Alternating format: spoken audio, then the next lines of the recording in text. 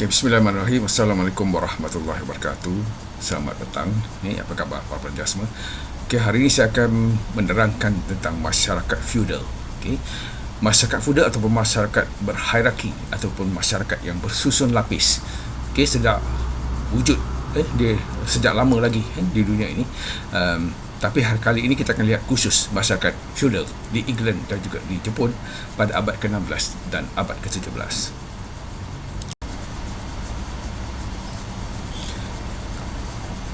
Masyarakat feudal abad ke-16 dan abad ke-17 khususnya di England dan Jepun.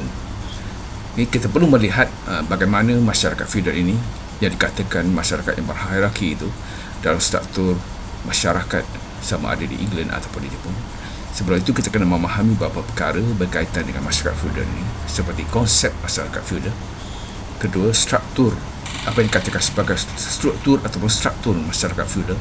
Dan yang keempat adalah ciri-ciri masyarakat feudal.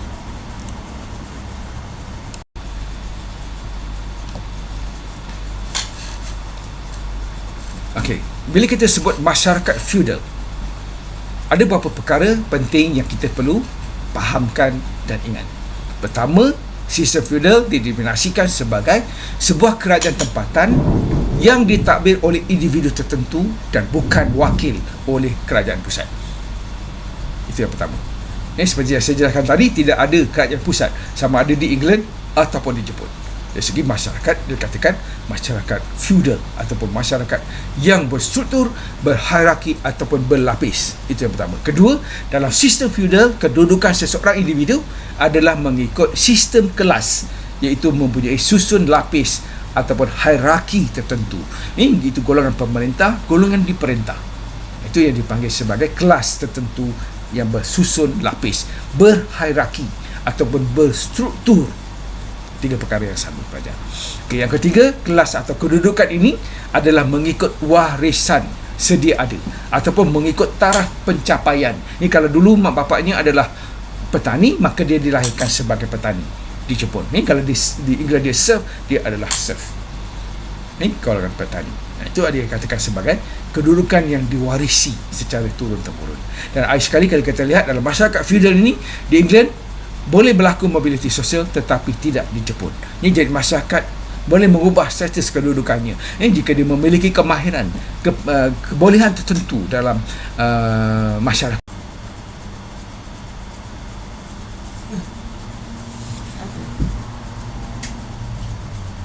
Dari segi konsep masyarakat feudal, bila kita membincangkan tentang masyarakat feudal, dari segi konsepnya, pertama kita kena memahami apa yang dikatakan sebagai hierarki.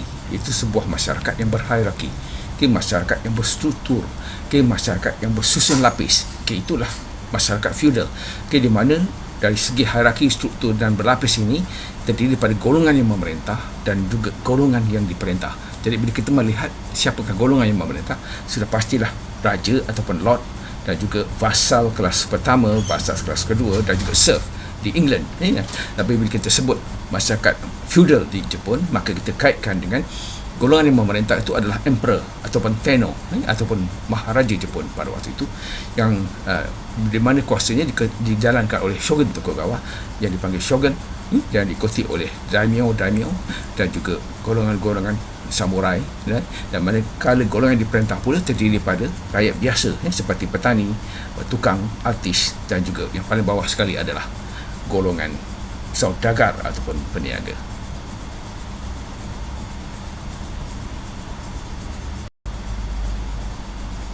Okay, dari segi struktur masyarakat feudal, kita mula dengan struktur masyarakat feudal di England.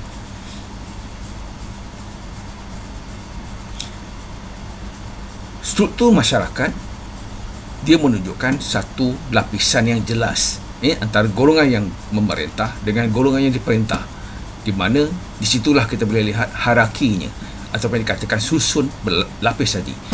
Jadi kalau di England itu sudah pasti golongan yang paling atas adalah king ataupun lord, di mana king atau lord yang kaya yang memiliki tanah ini memberikan sebahagian daripada tanah mereka kepada golongan bangsawan, iaitu vasal kelas pertama, sebagai balasannya.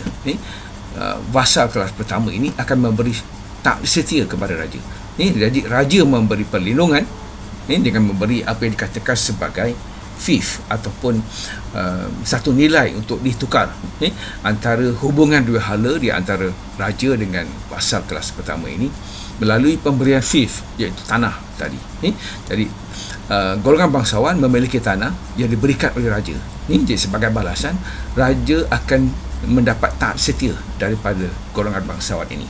Dan raja juga akan melindungi, pada masa yang sama melindungi golongan bangsawan. Jadi hubungan dua hala ini disaksikan oleh padri ataupun pihak gereja pada waktu itu memainkan peranannya sebagai saksi dalam hubungan di antara raja dengan vassal kelas pertama.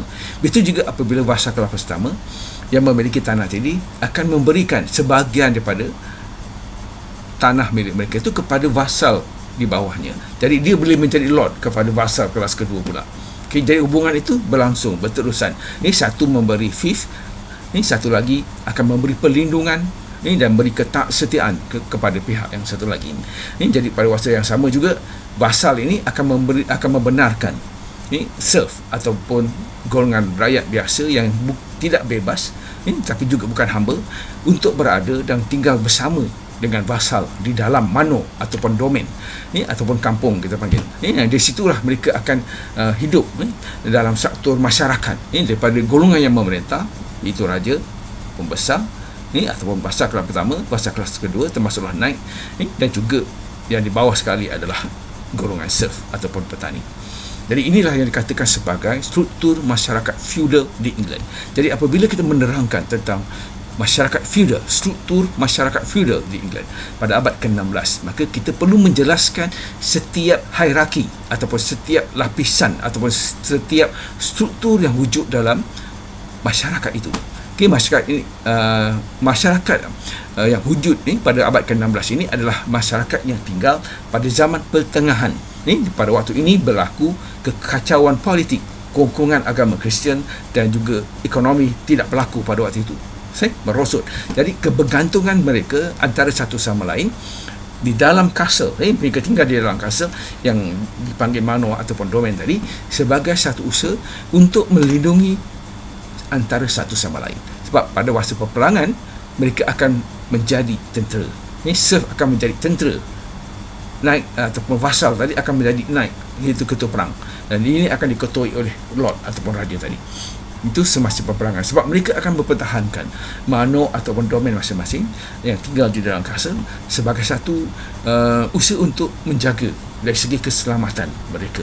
Jadi pada masa ini memang mereka terikat dengan hierarki ataupun struktur sosial yang ketat ini untuk melindungi antara satu sama lain berdasarkan kepentingan dan peranan masing-masing dari segi menjaga keamanan dan keselamatan serta membekalkan makanan.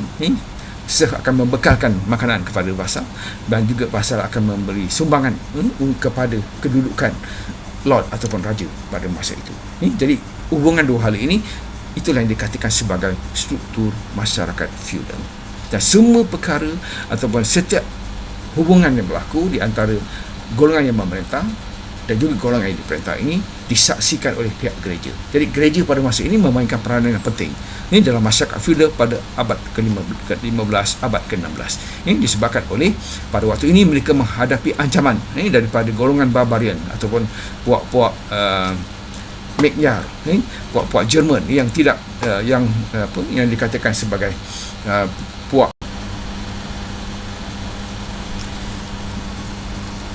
Bila kita melihat pula struktur masyarakat feudal di Jepun abad ke-17, jadi masyarakat feudal di Jepun, bila kita nak menerangkan dari struktur masyarakat seperti yang saya terangkan tadi dalam masyarakat feudal di England, dalam masyarakat feudal di Jepun pada zaman Shogun Tokugawa khususnya, pada waktu itu kita kena jelaskan struktur, maksudnya lapisan, setiap lapisan mula dengan emperor, shogun, daimyo, samurai, kemudian golongan yang diperintah iaitu petani, peniaga, artis dan juga peniaga. Jadi setiap struktur itu, setiap lapisan, setiap hierarki kita kena jelaskan. Itulah yang dikatakan sebagai struktur masyarakat.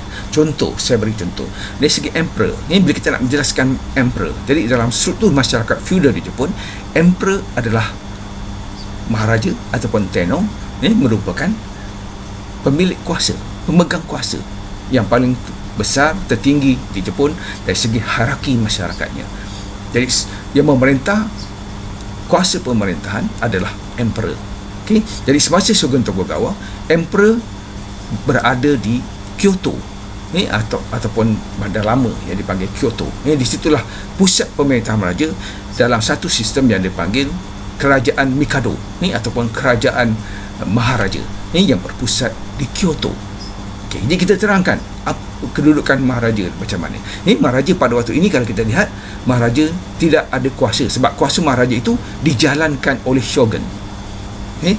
Yang paling tinggi adalah emperor ataupun tenno, tapi maharaja, kuasa maharaja itu dilaksanakan oleh shogun yang berkuasa pada waktu itu.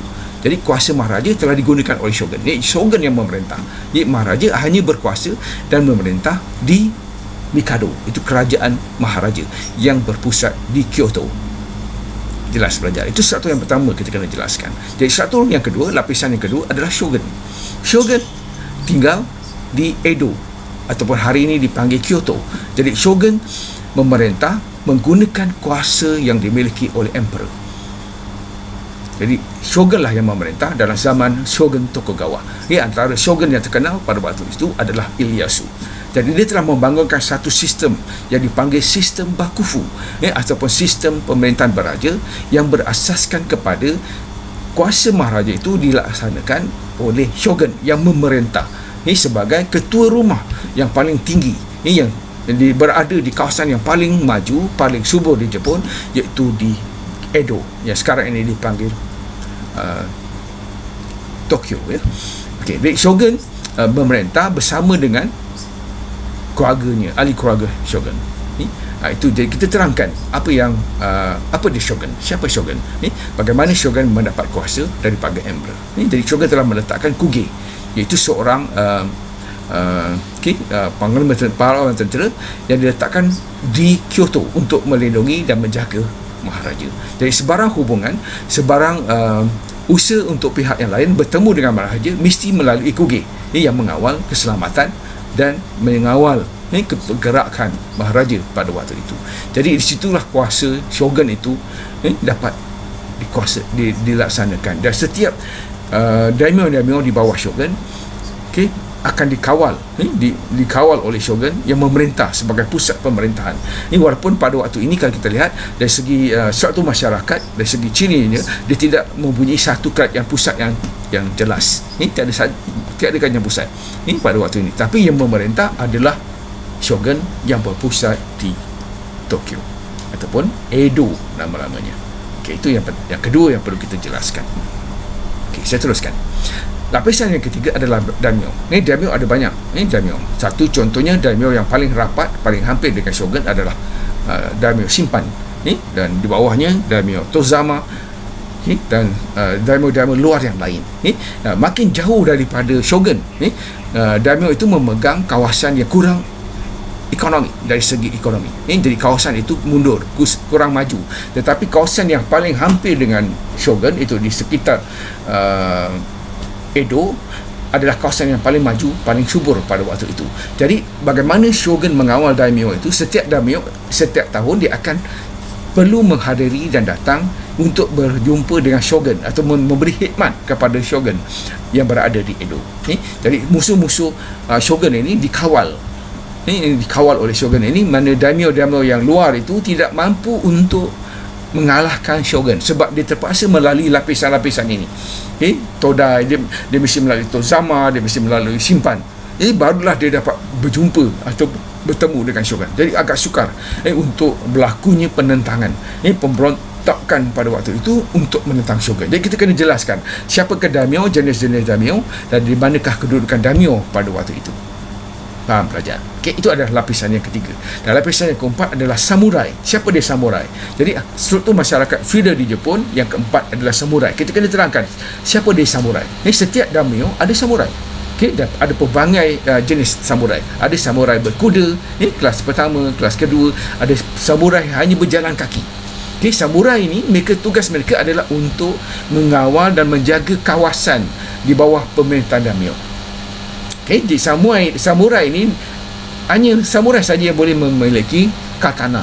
Satu pendek, satu panjang, untuk mengawal keselamatan. Jadi rakyat biasa macam petani, peniaga ataupun saudagar, artis boleh bawa senjata, tapi petani ataupun shonen ini, dia tidak boleh memiliki katana ataupun membawa senjata. Tapi samurai mereka bebas, mereka boleh membawa dua senjata ini. Itulah tugas samurai, memastikan keselamatan, mengawal keselamatan petani, pedagang dan juga artis, dan juga menjaga kepentingan daimyo, iaitu ketua yang mereka pada waktu itu. Dan samurai ini juga ada banyak jenis, dan samurai ini ada peranannya dalam masyarakat. Dan biasanya samurai ini dia diberi upah dalam bentuk beras, hasil daripada hasil yang diperoleh oleh petani tadi, dia akan mendapat upah. Sebab tu samurai ini disiasa. Kalau di England, di Eropah pada waktu itu, golongan rasal, waktu perang saja mereka menjadi rasal, menjadi knight, manakala serf akan menjadi tentera, tapi samurai ini dia tetap sepanjang masa dia adalah samurai, bertugas untuk menjaga keamanan dan keselamatan daimyo di dalamnya. Itulah tugas samurai. Jadi samurai ini hanya dibayar gaji berdasarkan beras yang mereka perolehi daripada petani. Jadi mereka mengawal, menjaga keselamatan petani dan juga kepentingan daimyo pada waktu itu. Jadi kita terangkan samurai, dan barulah kita terangkan lapisan seterusnya, itu golongan yang diperintah. Pertama, yang paling penting adalah petani. Petani di Jepun mendapat tempat yang istimewa, sangat dihormati, sebab petani itu membekalkan makanan kepada penduduk Jepun pada waktu itu. Jadi petani itu mendapat kelas yang tinggi dari segi hierarki masyarakat. Selain daripada golongan pemerintah, golongan yang diperintah ini yang paling tinggi adalah petani. Mereka mendapat tempat yang tinggi sebab mereka membekalkan makanan kepada penduduk Jepun pada waktu itu, dan mereka ini dikawal, dijaga oleh golongan samurai. Dan di bawah ni adalah artis ataupun petukang ini sangat istimewa sebab mereka memiliki kemahiran untuk membuat sesuatu. Misalnya kemahiran membuat pedang ataupun katana, kemahiran untuk membuat peralatan pertanian dan sebagainya, membuat rumah dan sebagainya. Jadi petukang ini ada tempat dalam masyarakat Jepun pada waktu itu sebab mereka memiliki kemahiran tertentu yang berharga kepada hierarki masyarakat pada waktu itu. Jadi petukang ini seperti petukang-petukang ini yang membuat senjata, katana dan sebagainya, mereka boleh membawa senjata. Mereka diberi keistimewaan untuk membawa senjata. Dan paling bawah adalah saudagar. Saudagar adalah hierarki yang paling rendah dalam struktur masyarakat Jepun, sebab mereka ini dianggap sebagai orang yang mengambil kesempatan daripada keadaan. Orang berniaga ini dia tidak dihormati pada waktu itu, pada waktu ini, disebabkan mereka melihat bahawa golongan saudagar ini suka memeras, suka mengambil kesempatan, dan mendapat keuntungan yang banyak daripada keadaan pada waktu itu. Jadi saudagar tidak mendapat tempat, tapi di bawah air. Tapi kita akan lihat nanti keadaan ini berubah apabila jatuhnya Shogun Tokugawa, dan dan berubah melalui sistem pemerintahan maharaja, dan sistem yang dipanggil sebagai Meiji Restoration ataupun pembaruan Meiji. Golongan saudagar ini telah menjadi golongan yang penting dalam struktur feudal masyarakat Jepun nanti. Itu berlaku semasa perubahan struktur dari segi pemerintahan di negara Jepun, khususnya selepas pemerintahan Shogun Tokugawa ini digantikan dengan pemulihan kuasa oleh maharaja melalui Meiji Restoration ataupun pembaruan Meiji. Itu nanti kita akan lihat yang lain. Jadi struktur masyarakat itu mengalami perubahan. Ini hanyalah berlaku semasa zaman Shogun Tokugawa di bawah pemerintahan kerajaan yang berbentuk ketenteraan yang dipanggil kerajaan Bakufu, ataupun kerajaan tentera pada waktu itu. Jadi emperor di atas sebagai pemegang kuasa, shogun yang menjalankan kuasa pemerintahan, dibantu oleh daimyo untuk mengawal keselamatan wilayah dan sebagainya. Dengan pelajar, perkara yang ketiga yang perlu kita faham dari segi masyarakat feudal adalah ciri-ciri masyarakat feudal. Ramai yang keliru. Sebab tu tadi saya jelaskan yang pertama adalah segi konsep masyarakat feudal, iaitu masyarakat yang berhaki, masyarakat yang bersusun lapis, masyarakat yang berstruktur, Okey, itu yang pertama dari segi konsep. Yang kedua, saya dah jelaskan tadi dari segi struktur masyarakat. Maksudnya setiap lapisan, setiap hierarki yang berstruktur tadi kita kena jelaskan. Daripada yang atas sampailah golongan yang bawah, iaitu golongan yang diperintah. Okey, sekarang kita masuk ciri-ciri masyarakat feudal. Jadi apa dia ciri-ciri masyarakat feudal yang perlu kita faham? Pertama, kita kena faham ciri-ciri masyarakat feudal dari segi apa yang katakan ciri itu. Contoh, kita boleh lihat ciri-ciri masyarakat feudal itu, yang pertama adalah masyarakat yang berstruktur. Itu satu ciri. Struktur masyarakat itu satu ciri dalam masyarakat feudal. Itu terdiri daripada golongan yang memerintah, golongan yang diperintah. Okey, jelas. Ciri yang pertama, struktur masyarakat. Ciri masyarakat feudal yang pertama adalah struktur masyarakat. Kita terangkan dari raja, lord, vassal, serf di England. Di Jepun kita terangkan pula daripada maharaja sampailah kepada golongan yang paling bawah sekali, itu saudagar. Itu ciri yang pertama dari segi struktur, seperti yang saya terangkan sebelum ini. Ciri yang kedua kita boleh jelaskan. Dalam ciri yang kedua kita kena jelaskan contohnya hubungan dua hala. Dalam sistem, dalam masyarakat feudal, ciri yang kedua adalah wujudnya hubungan dua hala di antara golongan yang memerintah. Contoh, antara lord dengan vassal, antara maharaja dengan shogun, antara shogun dengan daimyo. Jadi kita teraskan hubungan itu berdasarkan hubungan dua hala, iaitu berdasarkan kepada raja memberi tanah ataupun memberi kawasan atau kuasa, sama ada memberi jawatan, memberi sesuatu yang dipanggil fief kalau di England.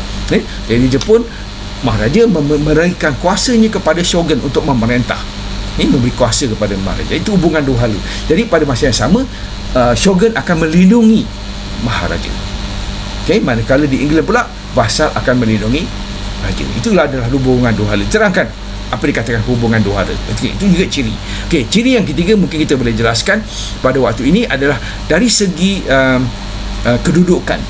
Ini dari segi kedudukan, di mana pada waktu ini dalam masyarakat feudal ini tidak terdapat kerajaan pusat yang kuat. Di mana dalam kedua-dua sistem feudal ini mereka tinggal di dalam wilayah pemerintahan yang dikawal. Kalau di Jepun melalui sistem bakufu, sistem pemerintahan tentera yang ketat melalui undang-undang dan peraturan tertentu. Di mana setiap kelas dalam masyarakat itu telah ditetapkan, tidak boleh berubah. Dari segi mobiliti sosial tidak berlaku. Ini kita berjelaskan juga ciri yang ketiga, yang keempat. Dari segi mobiliti sosial tidak berlaku mobiliti sosial. Jika mereka adalah samurai, mereka akan jadi samurai seumur hidup. Jika mereka petani, mereka akan jadi petanilah seumur hidup. Dari segi hierarki itu tidak akan berubah. Tapi di England, kalau kita lihat dari segi mobiliti sosial, serf boleh bebas kalau dia dapat melarikan diri, dan dia tidak ditangkap setahun, lebih daripada setahun satu hari misalnya, maka dia akan menjadi rakyat biasa yang bebas. Begitu juga kalau kita lihat petukang, kalau golongan-golongan yang berkemahiran sama ada di England ataupun di Jepun ini, mereka ada tempat dalam masyarakat dan mereka bebas bergerak, pergi ke domain yang lain, yang boleh menawarkan mereka kemudahan yang lebih baik.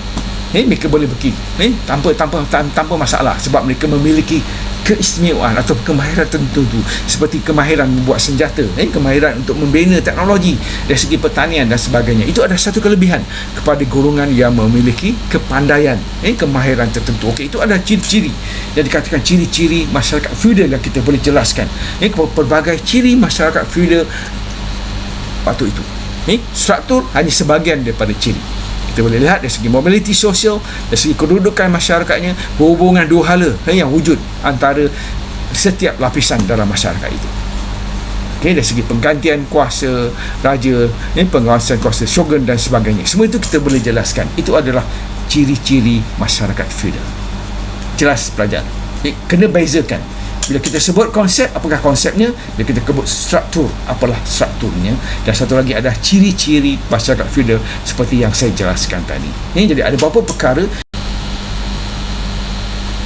Okey pelajar, sekarang saya berikan secara detail apa yang dikatakan sebagai ciri-ciri masyarakat feudal di England.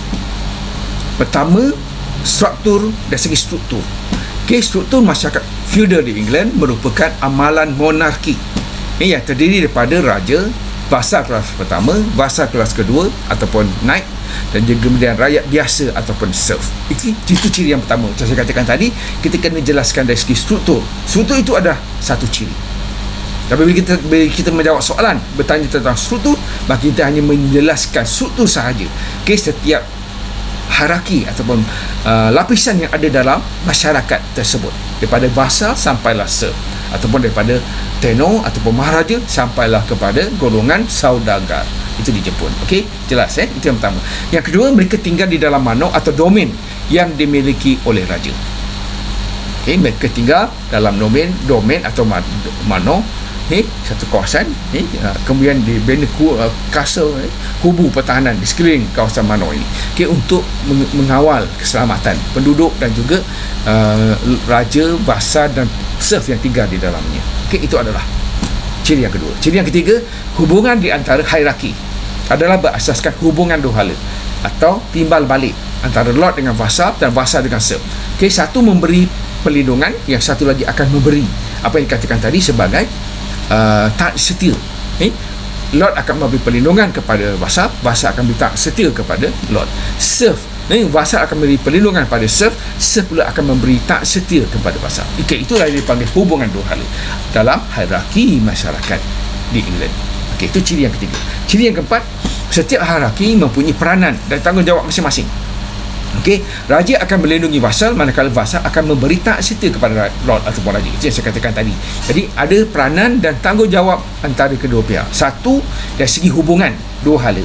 Dan satu lagi kita jelaskan juga ciri adalah dari segi peranan dan tanggungjawab raja. Apa peranan dan tanggungjawab raja? Vasal, apa peranan dan tanggungjawab vasal? Serf, apa peranan dan tanggungjawab serf? Jelas saja. Itu yang keempat, ciri yang keempat. Ciri yang kelima, hubungan di antara golongan yang memerintah dan golongan yang diperintah adalah berdasarkan kod undang-undang, di mana raja atau lord berkuasa menetapkan undang-undang di dalam mano atau domain miliknya. Ini sudah pasti dalam domain atau mano yang diuruskan dan dimiliki oleh lord, maka lord akan menentukan peraturan ataupun undang-undang yang perlu dilaksanakan di dalam mano. Selanjutnya saya akan menjelaskan tentang ciri-ciri masyarakat feudal di Jepun secara lebih detail. Ciri-ciri masyarakat feudal di Jepun, yang pertama dari segi struktur. Saya jelaskan tadi dari segi struktur masyarakat feudal di England.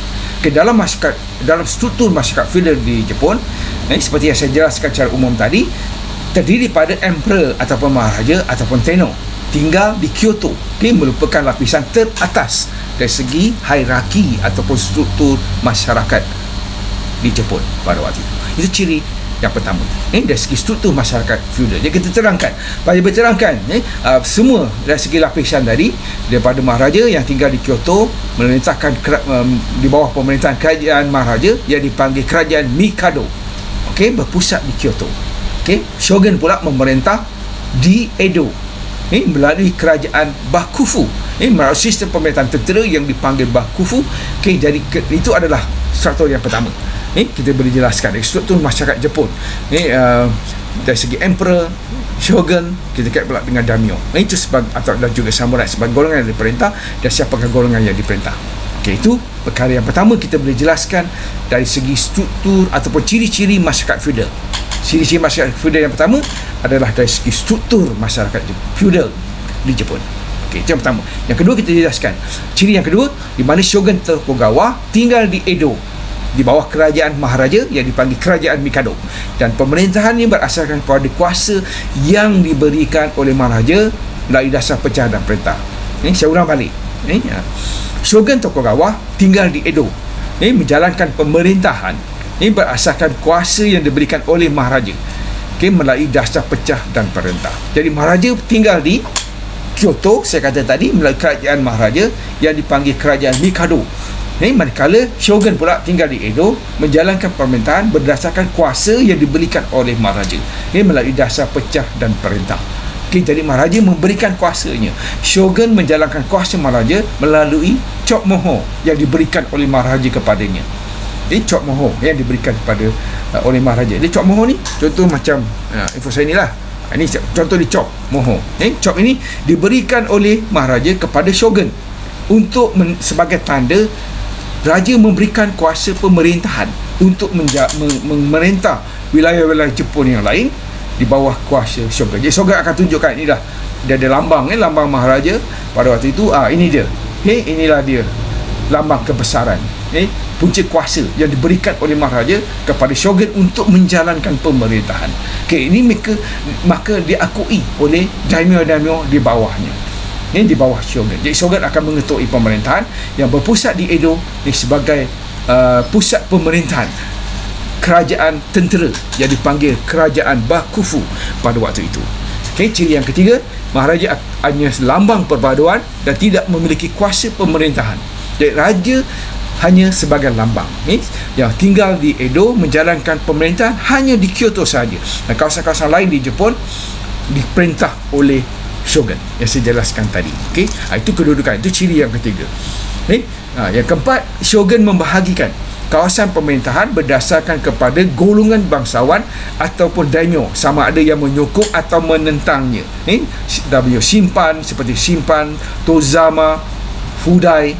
Itu adalah jenis-jenis bangsawan ataupun daimyo, di mana kedudukan mereka berdasarkan kepada kedudukan dari segi politiknya. Di mana mereka tinggal itu, di mana daimyo yang rapat dengan shogun akan tinggal berhampiran dengan shogun. Dia akan mendapat tempat di kawasan yang subur, kawasan yang maju. Manakala musuh-musuh shogun ini, daimyo luar ini akan tinggal di luar kawasan yang lebih jauh daripada Edo. Itulah cara bagaimana ciri penting yang digunakan oleh shogun untuk mengukuhkan kedudukannya dalam sistem yang dipanggil sistem Bakufu. Dan ciri yang kelima adalah perhubungan berdasarkan kepada kod moral. Kod moral. Sebab yang saya katakan tadi, tidak berlaku mobiliti sosial dalam satu masyarakat ataupun dalam masyarakat feudal di Jepun.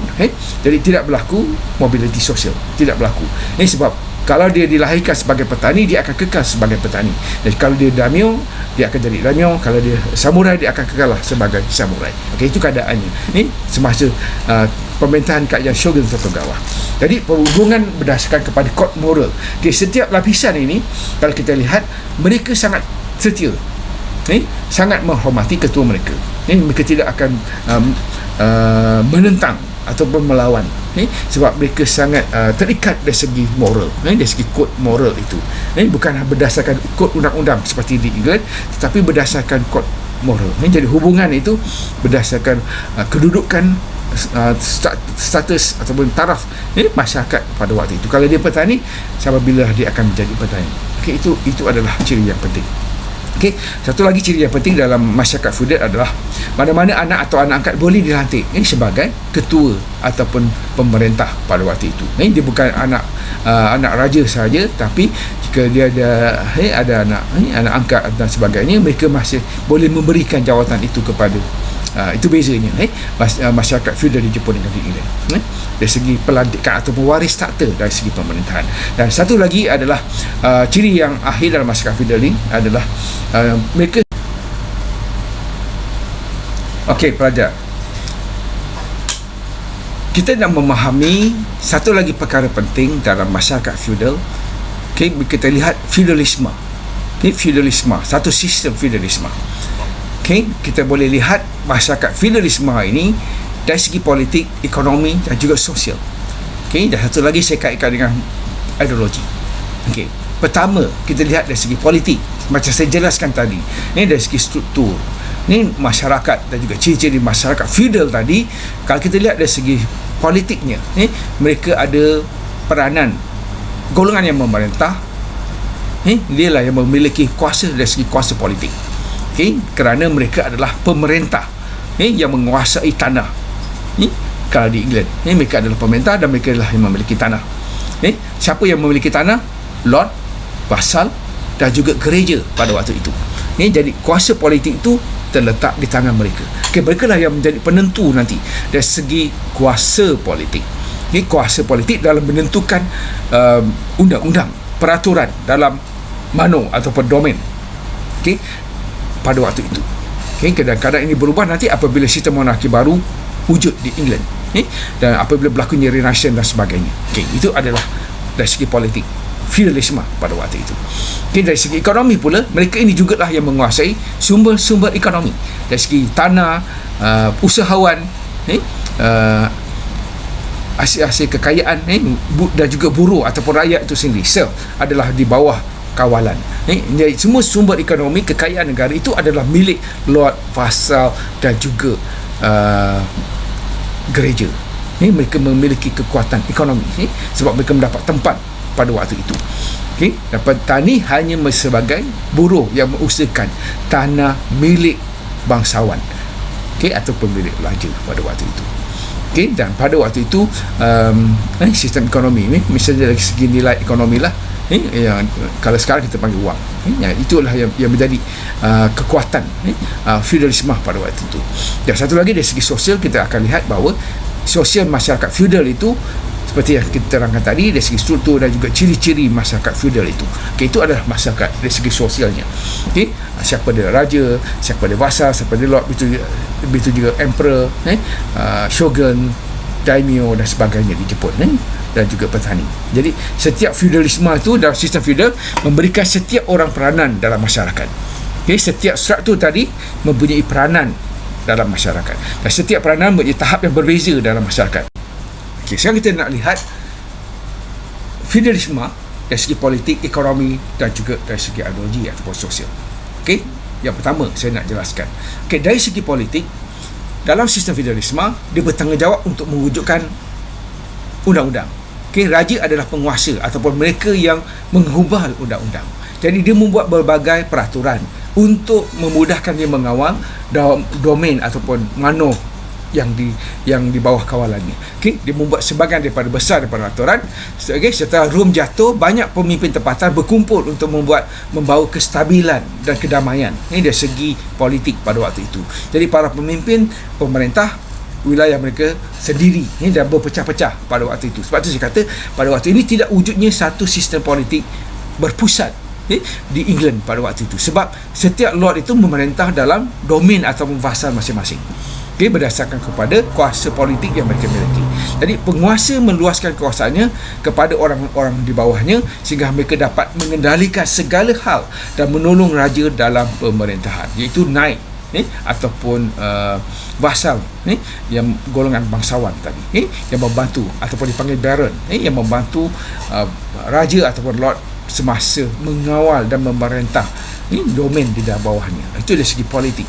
Jadi dibantu, disokong lagi oleh peranan gereja pada waktu itu. Yang kedua adalah segi ekonomi. Dalam sistem feudal, kalau kita lihat dari sudut ekonomi, dalam sistem feudal, ekonomi didasarkan kepada keseluruhan ataupun semua pekerjaan. Misalnya macam saya kata tadi, ada peranan dan tanggungjawab lord, ada peranan dan tanggungjawab vassal, ada peranan dan tanggungjawab serf pada waktu itu. Jadi ekonomi akan kukuh dan seiring dengan sistem feudal yang berjalan pada waktu itu.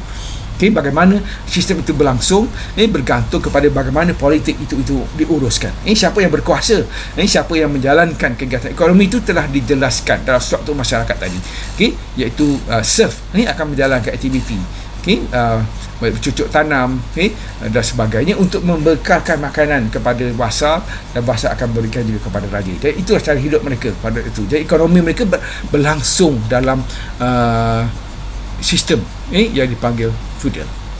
Satu lagi adalah segi ideologi. Jadi idea sistem feudal ini adalah bahawa setiap orang mesti melakukan pekerjaan khusus mereka. Jadi masa perang mereka akan jadi tentera. Waktu yang aman mereka akan bercucuk tanam. Dan rakyat sana bergantung, serf bergantung pada vassal, vassal bergantung pada raja dan sebagainya. Sekiranya hanya satu orang yang tidak melakukan tugas mereka, maka sistem itu akan hancur. Sekiranya kesejahteraan tidak ada, tanah itu tidak akan dilindungi. Oleh itu orang lain mungkin juga tidak akan selamat. Itu konsepnya dari segi ideologi. Jadi dalam sistem feudal itu kesaling bergantungan di antara setiap hierarki ataupun lapisan dalam masyarakat itu sangat diperlukan. Itu sama ada berlaku di England ataupun di Jepun. Jadi kekuatan bakufu dalam sistem pemerintahan tentera ini bergantung kepada siapa yang menguasai politik Jepun pada waktu itu, pada abad ke-17 masa pemerintahan bakufu. Dan bagaimana mereka memajukan ekonomi, walaupun dalam sistem feudal ekonomi juga, mereka juga berkembang sebab ekonomi itu berlaku. Ini kegiatan ekonomi berlaku sebab wujudnya keamanan di Jepun pada waktu itu. Jadi petani bebas untuk menjalankan aktiviti penanaman. Kegiatan aktiviti kelautan juga berlaku. Jadi kegiatan ekonomi itu berkembang. Ini akan membawa keuntungan kepada kerajaan bakufu pada waktu itu. Jadi tugas mereka adalah menjaga amanan dan bismillahirrahmanirrahim. Pelajar, kita teruskan. Kita perlu memahami soalan seperti apa yang saya jelaskan tadi berkaitan dengan sistem feudal, konsep feudalisme ataupun konsep masyarakat feudal. Apa dia masyarakat feudal, struktur masyarakat feudal, ciri-ciri masyarakat feudal. Ini sama ada di England ataupun di Jepun. Contoh soalan. Kita lihat contoh soalan. Bincangkan struktur masyarakat feudal di England dan Jepun pada abad ke-16 dan abad ke-17. Jadi dalam menjawab soalan, 4 perkara yang perlu kita ingat. Pertama, dari segi tugasan. Tugasannya adalah membincangkan. Kita perlu bincangkan apa sahaja berkaitan dengan kendak soalan, iaitu struktur masyarakat feudal. Saya jelaskan tadi apa dia struktur, iaitu hierarki ataupun lapisan dalam masyarakat feudal di 2 tempat. Sebab latar tempatnya 2, England dan Jepun.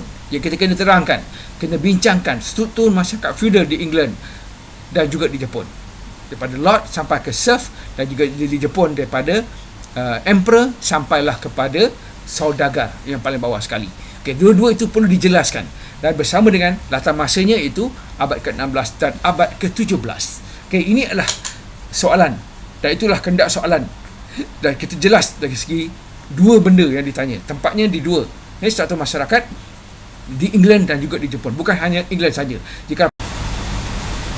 Soalan yang kedua, bincangkan ciri-ciri masyarakat feudal di England dan Jepun pada abad ke-16 dan 17. Pelajar nampak soalan pertama tadi bincangkan struktur, tapi yang ini adalah ciri-ciri, bukan struktur. Jadi struktur hanya sebahagian daripada ciri, iaitu satu isi, iaitu struktur masyarakat feudal di England, struktur masyarakat feudal di Jepun ada satu ciri dalam ciri-ciri masyarakat feudal di England dan Jepun. Itu adalah isi yang pertama, perkara yang pertama. Jadi bila kita menjawab soalan ini, seperti soalan pertama tadi, kita membincangkan, itulah tugasannya. Kita nak bincangkan ciri-ciri masyarakat feudal di England bagaimana, ciri-ciri masyarakat Jepun itu bagaimana. Di atas masanya dia ada abad ke-16 dan juga abad ke-17. Jadi ciri-ciri ini kita boleh sama ada kita asingkan. Ciri England macam mana, ciri Jepun bagaimana. Itu satu cara menjawab. Satu lagi, kita gunakan ciri. Ciri apa? Ciri dari segi golongan pemerintah. Di England bagaimana, manakala di Jepun pula macam mana. Contoh pun boleh. Itu juga satu cara untuk kita menjawab. Kita boleh asingkan ciri-ciri itu dari segi apa. Kita beri contoh di England, beri contoh di Jepun.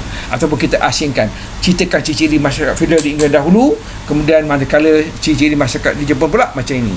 Semua tu 2 cara kita boleh gunakan. Ini dalam menjawabkan soalan tentang kedua-dua ini. Ataupun cara yang lebih baik, kita gabungkan kedua-dua tu berdasarkan ciri-ciri. Ada sikit perbezaan, dan kita boleh berikan perbezaan itu berdasarkan contoh yang sesuai, yang relevan dengan kendak soalan. Jadi pelajar boleh buat latihan dengan 2 soalan yang saya berikan ini dalam masa 30 minit. Dan setiap isi seperti yang saya jelaskan sebelum ini, mesti ada pengenalan, ada isi dan ada penutupnya. Jadi isi itu, pengenalan itu adalah tentang masyarakat feudal. Isinya adalah sama ada tentang struktur masyarakat feudal ataupun ciri-ciri masyarakat feudal.